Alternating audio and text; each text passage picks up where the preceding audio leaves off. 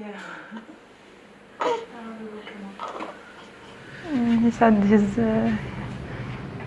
he's the most beautiful boy he had ever seen. And he told me, you made me the most beautiful family in the world. This is the explosion that struck Beirut on the 4th of August. And this is the story of how a city is piecing itself back together. If the glass frame did not hit him, it might have hit me or my baby. And that took away his life, protecting us.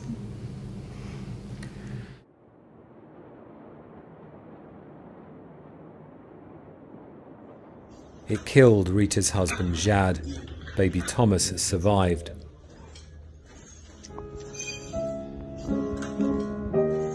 He loved to play piano. He was the most caring person in the world.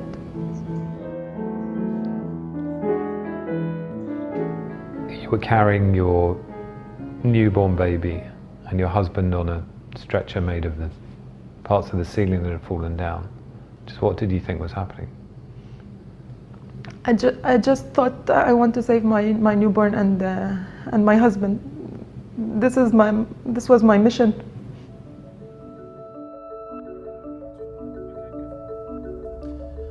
What strikes me is the way that everyone has been affected by this.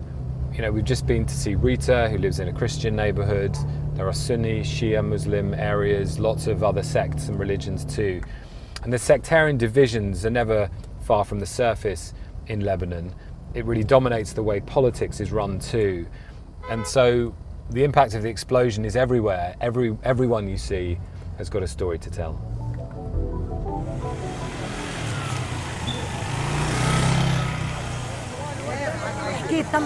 يوم الانفجار وقع علينا حيط البيت وصاب راسها فتح راس البنت. Carantina's right next to the port. It's mainly made up of Sunni Muslim families, and it's one of Beirut's poorest neighborhoods. Lebanon was in a deep crisis financially in terms of its currency well before the explosion. The point about places like this is they were the hardest hit before the blast even happened. These are the Husseins.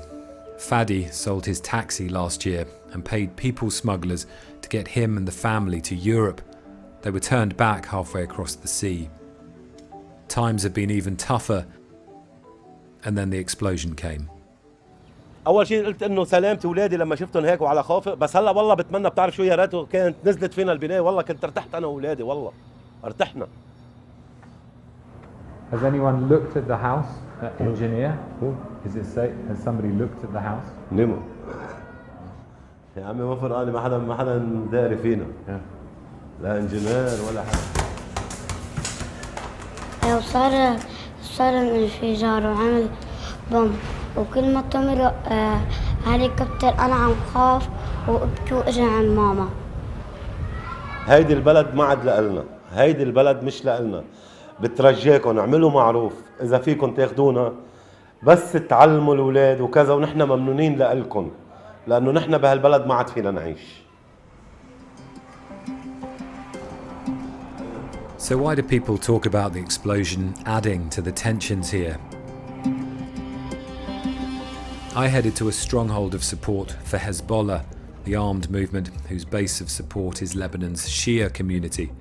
Here their heroes adorn whole buildings. Qasem Soleimani was the Iranian general killed on the orders of President Trump this year. اللي مسؤول عنها اللي حاطين المتفجرات، أنا لو بعرف في متفجرات بالبور ما شغلته لابني. Everyone is waiting for the investigation into the blast. Few trust it, and theories about the cause are everywhere. جذبت الكلام لأنه في بعض المحطات عم بتكب كلام، وهذا الكلام نحن بنرفضه لأنه الشهادة اللي نزلت من كل الطوائف. Nadine is now a widow. She told her husband she was pregnant the day he died in the blast. هلا مرته حامل بشهر الرابع، صاروا 15 سنة ناطر ولد التاني لحتى يجي. ما طلعت ابنه حيخلق يتيم.